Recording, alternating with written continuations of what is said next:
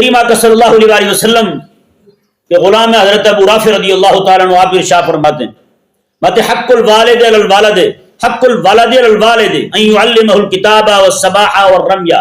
حضور نے فرمایا کہ والد پر بیٹے کے 3 حق ہیں. باپ پر بیٹے کے کتنے حق ہیں؟ 3 حق ہیں.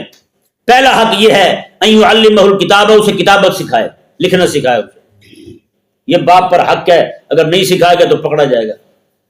آج تو وہ لکھنے والا کام بھی ختم ہوتا جا رہا ہے. کہاں وہ تختیاں ہوتی تھی، کیا وہ پھٹی پوچھتے تھے، تو وہ ایک نظام ہوتا تھا لکھنے والا. آج تو وہ بھی ختم ہوتا جا رہا ہے. سارا کمپیوٹر کا سسٹم آ رہا ہے. بچے تو وہ پیڈ پہ لکھ رہے ہیں، کمپیوٹر لیپ ٹاپ ہے، وہی سارا کچھ آ گیا.